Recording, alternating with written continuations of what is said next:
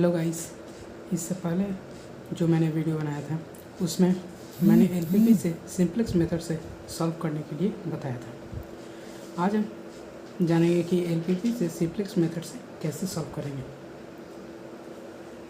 चलिए एक क्वेश्चन देखते हैं। Solution of LPP by simplex method. इससे पहले वाले वीडियो में मैंने आपको बताया था कि एलपीपी को सॉल्व करने के लिए सिंपलेक्स मेथड से स्टैंडर्ड फॉर्म में होना चाहिए, जो कि ज़रूरी है। अगर नहीं होता तो उसे स्टैंडर्ड फॉर्म ऑफ एलपीपी में कन्वर्ट कर लेते हैं। चलिए एक क्वेश्चन देखते हैं। Maximise z equal to 3x1 plus 2x2 ठीक, सब्जेक्ट टू कॉन्स्टेंट्स लेते हैं x1 plus 3x2 less than equal to 4, x1 minus x2 less than equal to 2 and x1 x2 greater than equal to 0। तो चलिए ये question है मेरा है maximise z equal to ये सब्जेक्ट टू कॉन्स्टेंट्स। मेरा दो इनइक्वालिटीज़ है। पहले मैंने बताया था कि एलपीपी को स्टैंडर्ड फॉर्म ऑफ इक्वेशन में होना चाहिए। बीएससी में कई बार क्वेश्चन आते हैं जो कि सिंपलेक्स मेथड से सॉल्व करने के लिए होते हैं एलपीपी के में। चलिए पहला स्टेप मेरा सॉल्यूशन करते हैं। तो स्टेप पहला है मेरा स्टैंडर्ड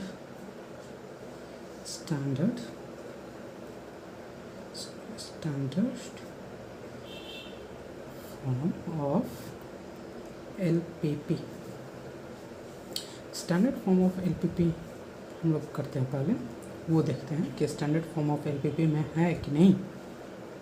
तो मैक्सिमाइज यहाँ पे स्टैंडर्ड फॉर्म ऑफ एलपीपी के लिए जो मेरा ऑब्जेक्टिव फंक्शन होना चाहिए वो मैक्सिमाइज में होना चाहिए। तो यहाँ पे ऑलरेडी मेरा जो z है वो मैक्सिमाइज में है। Maximise z maximise equal to 3x1 plus 2x2। आगे देखते हैं subject to constants.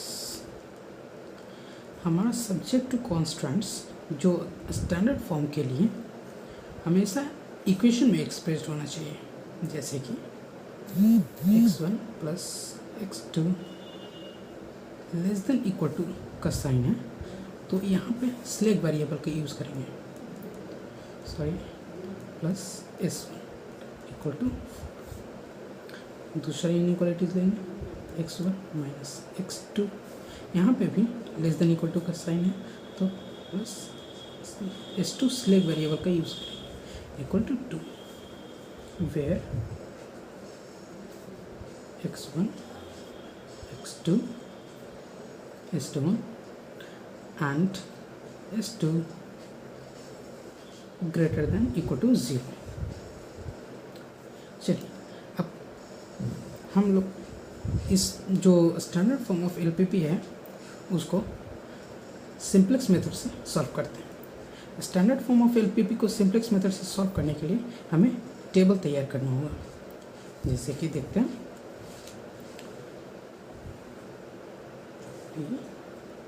C B X B x1 x2 s1 s2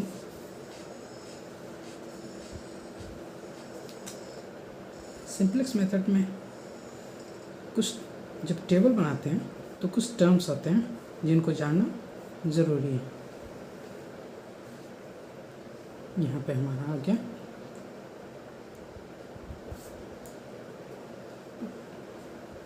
minimize t by xi where xi greater than always greater than 0। यहाँ पे हम देखते हैं जो टर्म है b, ये हो गया मेरा बेसिक वेरिएबल। बेसिक वेरिएबल कौन सा हो गया? ये जो x1, यहाँ पे जो मेरा z मैक्स है, वहाँ पे x1 x2 ये सब बेसिक वेरिएबल हो गया।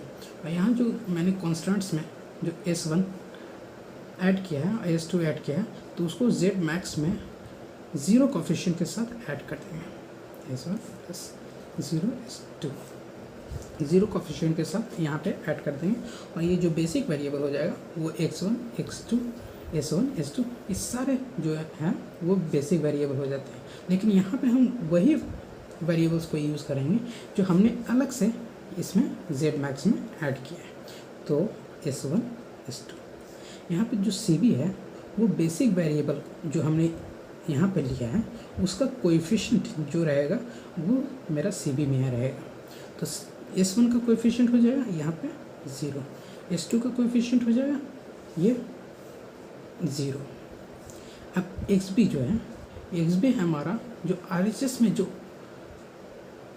कांस्टेंट है, जैसे कि यहाँ RHS में मेरा कांस्टेंट है 4 2, तो ये जो कांस्टेंट है RHS में वो मेरा xb में आ जाएगा 4 2। x1 का कोएफिशिएंट हो जाएगा यहाँ पे 1, यहाँ पे 1, x2 का कोएफिशिएंट 1 माइनस 1, s1 का 1, यहाँ पे s2 नहीं है, इसमें इस इक्वेशन में s2 नहीं है तो 0, यहाँ पे s1 नहीं है तो s2 का 1 हो जाएगा, s1 यहाँ पे थोड़ी सी मिस्टेक हुई है, s1 1 हो जाएगा, s2 0 हो जाएगा। और यहाँ s2 सॉरी यहाँ s2 0 हो जाएगा अगर, और यहाँ पे s1 नहीं है तो s1 0 हो जाएगा और s2 है, s2 1 हो जाएगा। ये हो गया मेरा सिंपलेक्स टेबल। वैसे हम जितना देख रहे हैं ये सारे हमारे रोज़ हैं और कॉलम हैं। तो चलिए एक रो और बना लेते हैं जो कि है CJ। तो CJ हमारे जो z मैक्स में आएगा कोएफिशिएंट सारा वो आ जाएंगे 3 2 0 0, ठीक है। यहाँ पे 3 2 0 0 ये मेरा हो गया कोएफिशिएंट z से। अब s2 हो गया, ये मेरा बन गया सिंपलेक्स टेबल। और इस सिंपलेक्स टेबल को नाम देंगे हम लोग, ये मेरा स्टेप 2 में आता है इनिशियल सिंपलेक्स टेबल, ठीक है। इनिशियल सिंपलेक्स टेबल हो गया ये। और अब हम क्या करेंगे कि ZJ निकालेंगे। ZJ निकालने के लिए हमें CB इंटू XI होना चाहिए।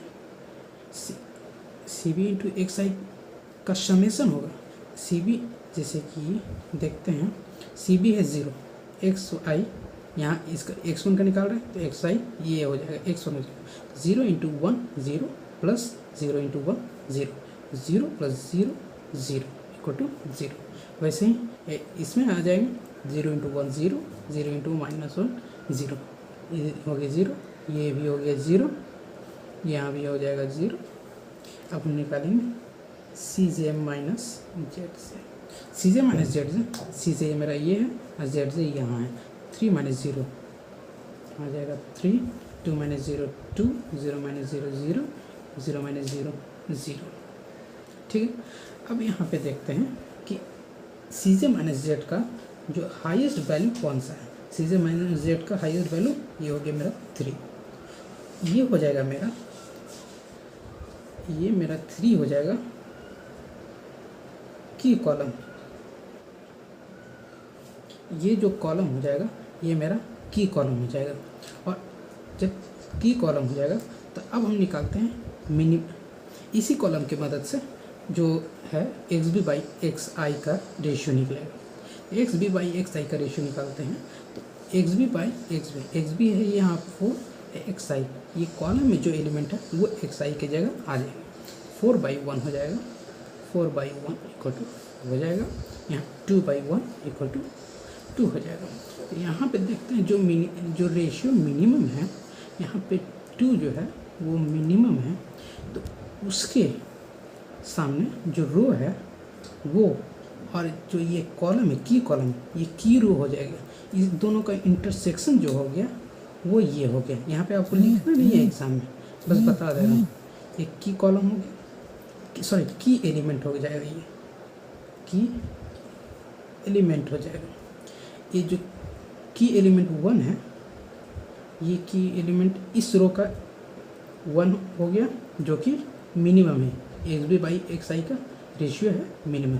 तो जिस रो का ये x B by X I का वैल्यू मिनिमम है, वो रो मेरा बाहर आ जाएगा, बाहर हो जाएगा। और यहाँ पे जो कॉलम का वेरिएबल है जैसे कि x1, ये मेरा अंदर आ जाएगा। तो यहाँ पे जैसे हम लोग लिख लेते हैं कि element equal to key element हो जाएगा मेरा 1 और outgoing variable equal to, outgoing variable मेरा ये हो जाएगा। देखिए ये मैं एरो दे देता हूँ, ये बाहर आ जाएगा S2, और इनकमिंग वेरिएबल यहाँ पे आउट, ये S2 बाहर निकल जाएगा, और ये जो कॉलम है, कॉलम का जो वेरिएबल है S1 X1 वो अंदर आ जाएगा। Incoming variable equal to X1। चलिए आगे बढ़ते हैं। यहाँ पे हम देखते हैं कि ये जो Cj माइनस जेड है उसका वैल्यू जब तक मेरा निगेटिव या फिर ज़ीरो नहीं आ जाए तब तक हम सिंप्लेक्स मेथड से सिंप्लेक्स टेबल बनाते हुए आगे कैलकुलेशन करते जाएंगे। तो यहाँ पे देखते हैं, चलिए आगे दूसरा सिंप्लेक्स टेबल बनाना पड़ेगा।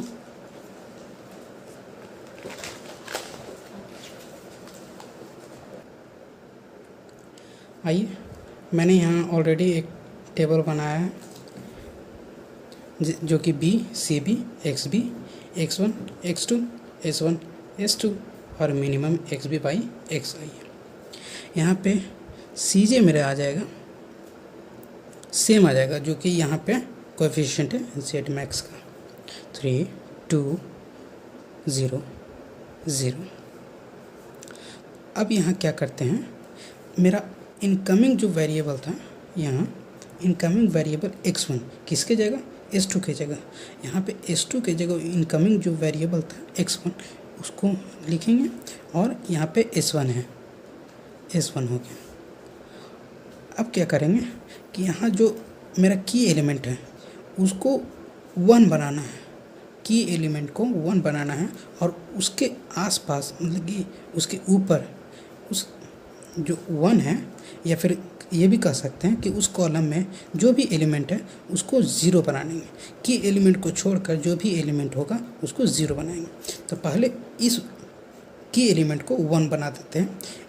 यह यहाँ देखना है कि जो की एलिमेंट है हमारा वो ऑलरेडी 1 है, तो 1 बनाने की ज़रूरत नहीं है। यदि यहाँ 2 रहता तो 2 से डिवाइड, ये यहाँ से पूरे रो को, यहाँ XB से लेकर S2 तक पूरे रो को, इस रो को 2 से डिवाइड कर देते हैं तो यहाँ 1 बन जाता है। लेकिन यहाँ मेरा ऑलरेडी 1 है तो इसको जो है वही लिख देंगे। और यहाँ देख रहे हैं कि मेरा x1 का कोएफिशिएंट हो जाएगा 3। अब XB से आगे बढ़ेंगे, XB से जो भी यहाँ पे 1 है, 1 तो ऑलरेडी है तो सेम वही हो जाएगा। XB 2 1 -1, यहाँ पे 0 और ये 1, ठीक है। अब S1 के लिए देखते हैं, S1 का जो ये तो CB हो जाएगा, वही हो जाएगा कोएफिशिएंट। XB से देखते हैं, तो यहाँ पे जो हमको इसको 0 बनाना है, इसके मेथड से, सॉरी इसके हेल्प से, इस 1 को इसके हेल्प से 0 बनाना है। तो अगर यहाँ पर 1 है तो 1 x1 में 1 है, x1 में यहाँ 1 है, इन दोनों को अगर माइनस कर दें, सब्ट्रैक्ट कर दें, इसको इसमें से इसको सब्ट्रैक्ट कर दें तो ये 0 बन जाएगा कि नहीं। चलिए हम करते हैं। यहाँ पे यहाँ से एक्स भी से लेते हैं 4, ये 1 1 1 0, इसको माइनस करते हैं, सब्ट्रैक्ट करते हैं 2 1 -1 0 1, इसको अगर सब्ट्रैक्ट करते हैं तो 2 0 1 -1 2 1 0 -1 ये आ गया मेरा।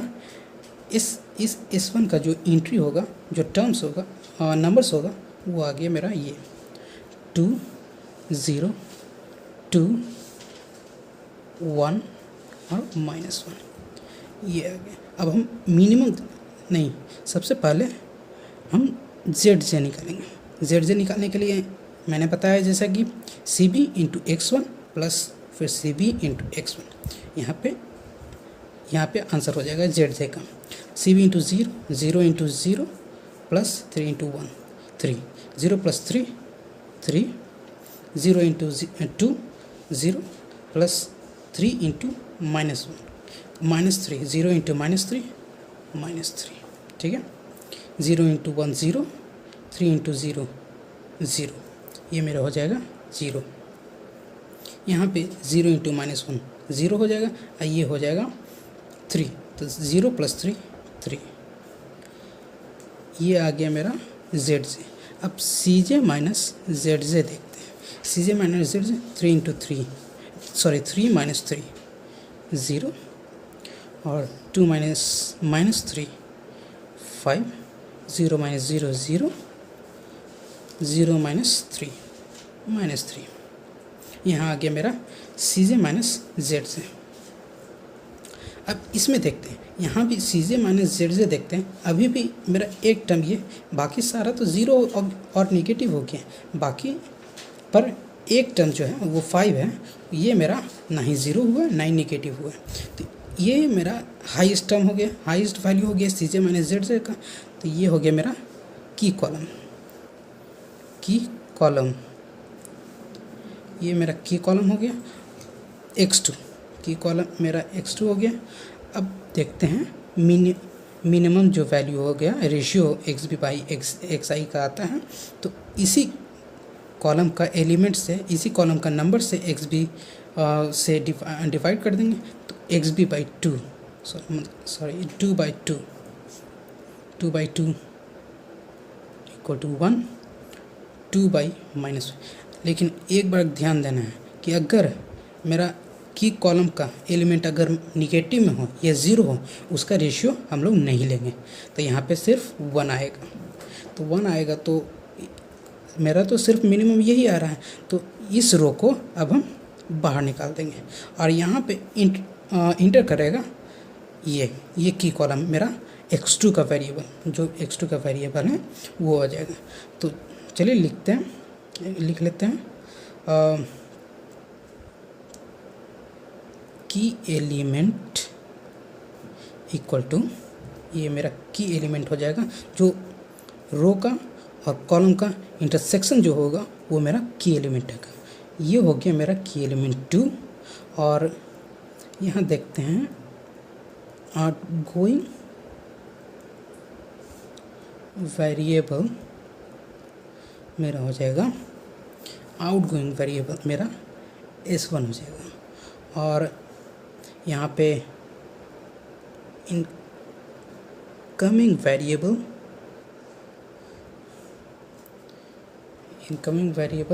यहाँ पे x2 हो जाएगा।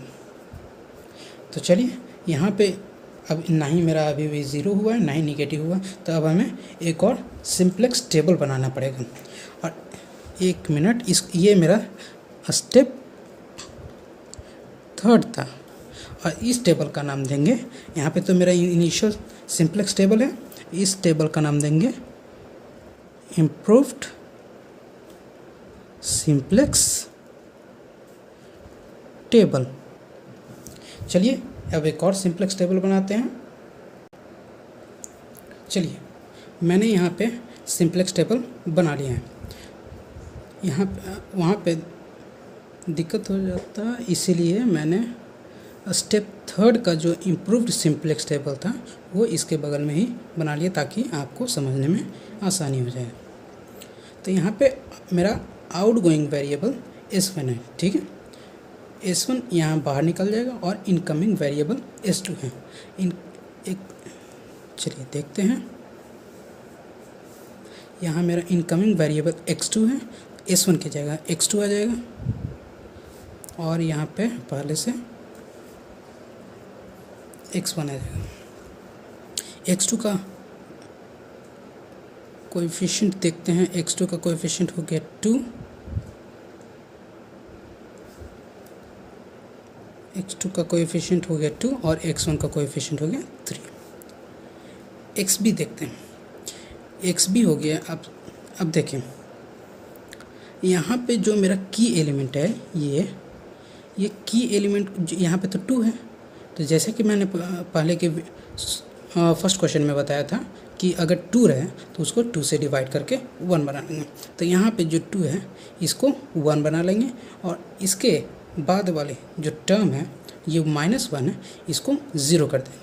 तो पहले इसको 1 बनाते हैं। ये टोटल XB से लेकर यहाँ तक इस रो को 2 से डिवाइड कर देते हैं। तो यहाँ देखते हैं 2/2 1, 0/2 0, 2/2 1 हो जाएगा। यहाँ पे 1/2, यहाँ पे -1/2।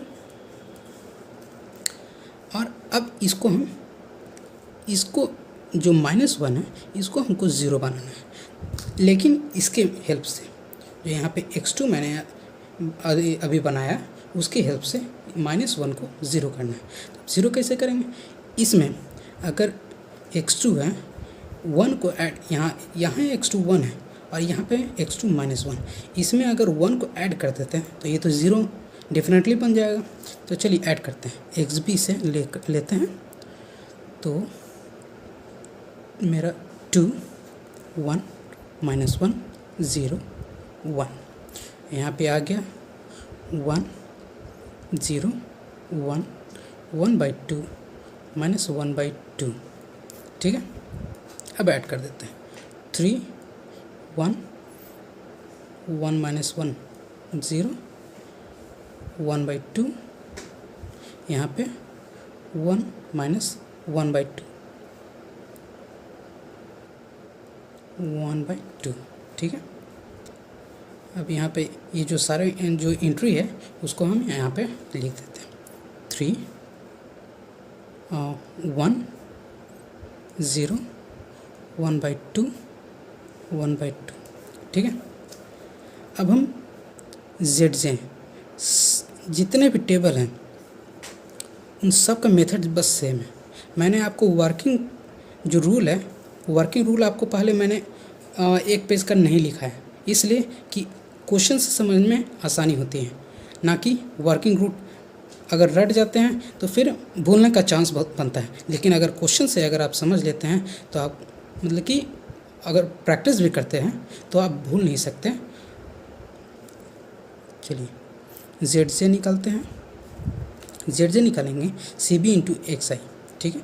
2 × 0 0 प्लस 3 × 1 3,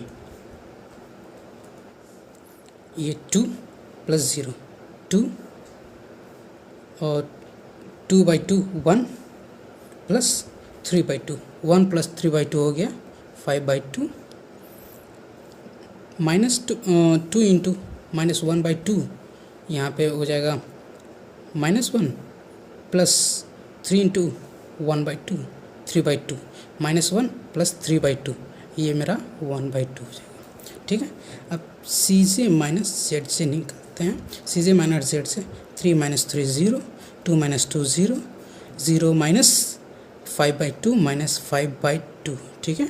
0 - 1/2 -1/2, तो चलिए यहाँ हम देख रहे हैं सी जे माइनस जेड जे जो है वो उसका जितना भी वैल्यू है सब ज़ीरो आ गया है या फिर निगेटिव में आ गया। तो अब हमको आगे फर्दर कैलकुलेशन करने का ज़रूरत नहीं है या फिर आगे सिंपलेक्स टेबल बनाने का ज़रूरत नहीं है। यहाँ पे मेरा निगेटिव आ गया था और माइनस में आ गया था और ये ज़ीरो आ गया था, तो यहाँ पे मिनिमम भी निकालने का ज़रूरत नहीं है। तो मिनिमम इसलिए निकाला जाता है ताकि आपको इंटरसेक्शन मिल सके, जो रो का और की कॉलम होगा उसका इंटरसेक्शन मिल सके। तो यहाँ तो मेरा यहीं पे ज़ीरो और निगेटिव में आ गए। अब हम देखते हैं कि जो since all C J minus Z J is less than equal to zero, ठीक है, C J minus Z J is less than equal to zero, so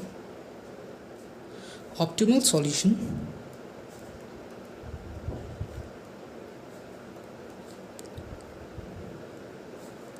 have been found, which is, देखिए ऑप्टिमल सॉल्यूशन अगर हमको निकालना है तो यहाँ पे देखते हैं x2 बेसिक वेरिएबल जो देखते हैं x2 है और x2 का xb में जो वैल्यू रहेगा वो हो जाएगा x2 के इक्वल। तो x2 इक्वल टू 1 हो जाएगा, xb 1 है, x2 इक्वल टू 1 और यहाँ सही जा रहा है कि x1 इक्वल टू 3, ठीक है। ये मेरा ऑप्टिमल सॉल्यूशन निकल गया कि x1 equal to 3 and x2 equal to 1।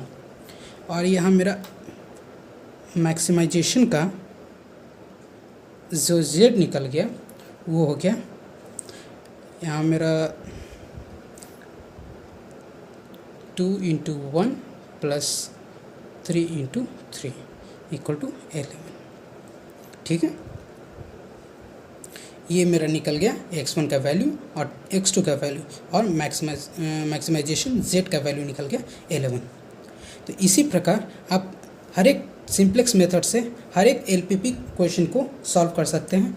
अगर कोई भी दिक्कत होता है तो आप कमेंट बॉक्स में लिख सकते हैं, अपने क्वेरीज़ को पूछ सकते हैं।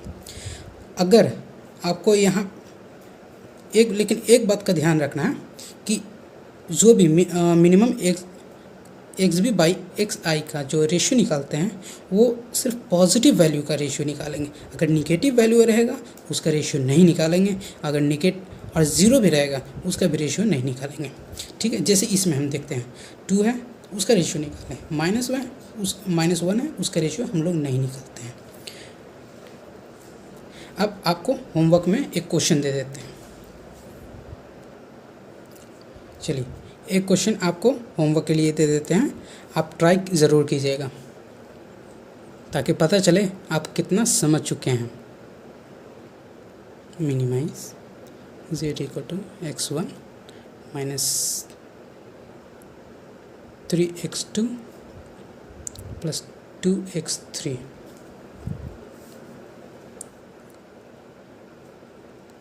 subject to constraints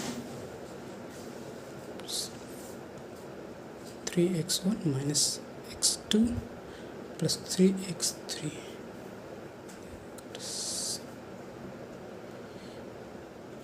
equal to 7 minus 2x1 plus 4x2 less than equal to 12।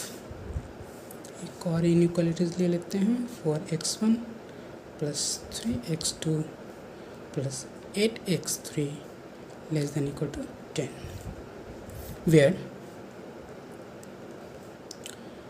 मेरा x1 x2 x3 greater than equal to 0 है। ये आप सॉल्व करके देखिएगा सिंप्लेक्स मेथड से, जो कि आप पहले स्टैंडर्ड फॉर्म में कन्वर्ट कर लीजिएगा, उसके बाद सिंप्लेक्स मेथड से टेबल बनाइएगा। अगर निगेटिव आता है तो ठीक है, अगर नहीं तो अगर सी जे माइनस जेड से पॉजिटिव आ रहा है या फिर ग्रेटर देन 0 आ रहा है, तो आप सिंपलेक्स मेथड से आगे फर्दर कैलकुलेशन करके आप आंसर निकाल सकते हैं। आपका आंसर भी दे देते हैं ताकि आप मैच कर सकते हैं आंसर। x1 = 4, x2 = 5, x3 = 0 और मेरा मैक्सिमम सेट = 11। आपको एक हिंट दे देता हूँ कि अगर यहाँ पे मिनिमम देख रहे हैं, हम यहाँ पे देख रहे हैं ऑब्जेक्टिव फंक्शन मिनिमम में है, तो इसको मैक्सिमम में पहले कन्वर्ट कर लेंगे। उसके लिए माइनस का साइन से मल्टीप्लाई कर देंगे, माइनस से मल्टीप्लाई कर देंगे और इसको z स्टार से डिनोट कर देंगे। उसके बाद जो भी मैंने आपको सॉल्यूशन बताया, जो मैंने आपको जो भी मेथड बताया, उससे आप सॉल्व करके आप आंसर मिला चेक कर सकते हैं। एक क्वेश्चन और दे देता हूँ। Maximum set = 2x1 + 4x2 + 3x3 + x4 subject to constants होगा x1 + 3x2 + 4x नहीं x4 < 4। यहाँ पे x1 + 3x2 + x4 < 4। 2x1 + x2 < 3, x2 + 4x3 + x4 < 3, where x1 x2 x3 > 0। Answer होगा आपका x1 = 1, x2 = 1, x3 = 1/2 and maximization z = 13/2। ये हो गया आज का लेक्चर। यदि आप अभी तक सब्सक्राइब नहीं किए चैनल को तो प्लीज़ सब्सक्राइब कीजिए और वीडियो को लाइक कीजिए और जितना से ज़्यादा हो सके उतना शेयर कीजिए ताकि और बच्चों को पता चल सके और सिंपल मेथड से सिंपलेक्स मेथड वो बना सकें। Thank you.